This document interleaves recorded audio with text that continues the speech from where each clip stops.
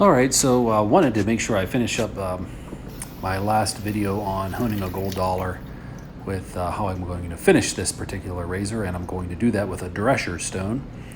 So this is my Droescher. It is a Thuringian, which is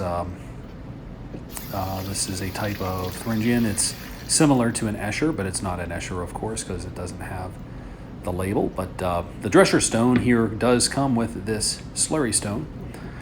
So of course I made sure that my stone was flattened with the diamond plate, and now I'm erasing any of those scratches and raising a nice slurry so I can get started on finishing the razor. So I'm going to start off with some circles here, and again I kind of maintain that 8 count with the circles, and I'll do 2 sets of those.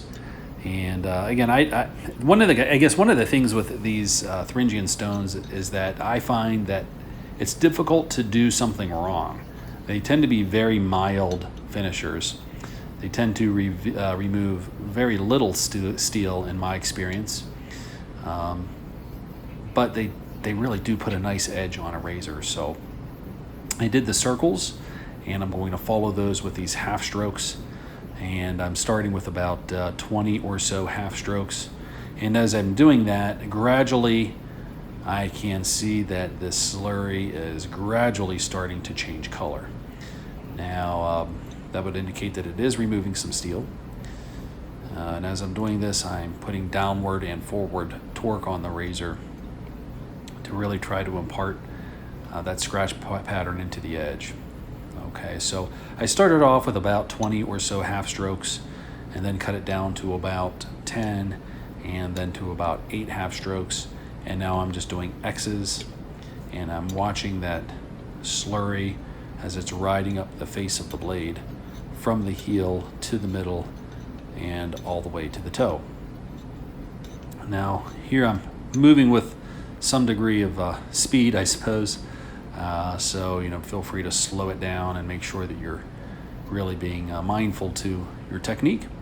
But again, I'm seeing that slurry is quite a bit more gray than when it started out.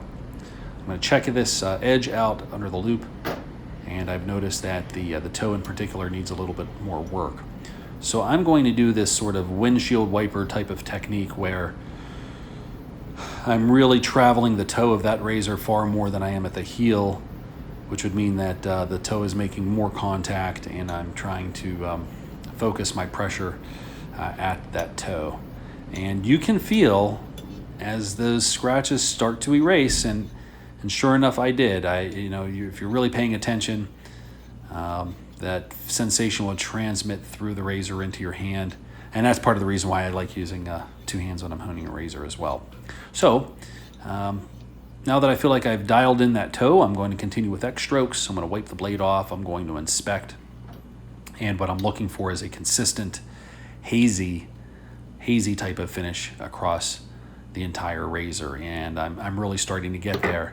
When I'm looking at the razor now, there are some parts that are more hazy, let's say, than others. So I still have some work to do, and my stone was getting dry. I wet the stone a little bit more. We're looking for the undercut. Okay, so I'm watching that water. I want to make sure it's really coming up the face of the blade. And it's starting to do that now. And as you can see, I'm left with very little slurry at this point. And that's a good thing, because I think as you approach towards where you're ready to finish and get to the finishing stages here, you really want to be just water only. But what I'm starting to notice is the corners are providing me some undesirable feedback. There's actually some bumps along the corners of this stone. So I felt like, I want to make sure that I'm going to chamfer these edges a little better. So just taking those edges to my diamond plate, and the corners rather to the diamond plate, until I feel like those corners are nice and smooth, because I don't want anything to interfere with that final polishing of the razor. So making sure those corners are nice and round, and that there's nothing that could prohibit me from really trying to maximize the edge. So I accomplished that, and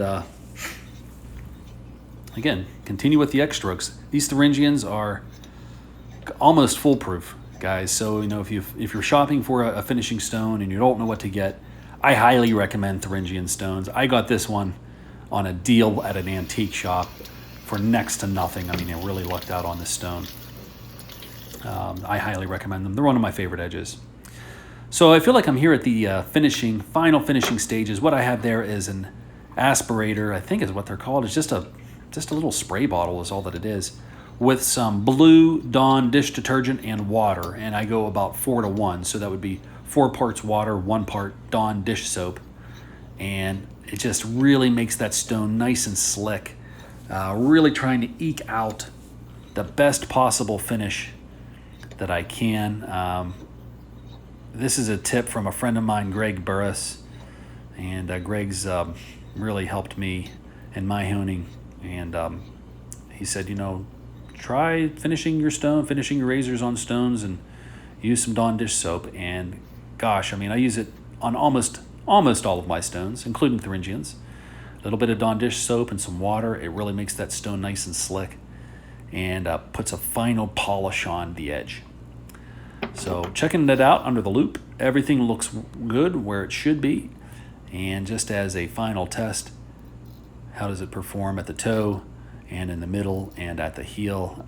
It should be really just wiping away arm hair or leg hair. And that's definitely the case here. I feel like I'm going to get a really good shave off of this razor. So that's it, guys. I hope you enjoyed this. Hope it helps some of you out. Good luck.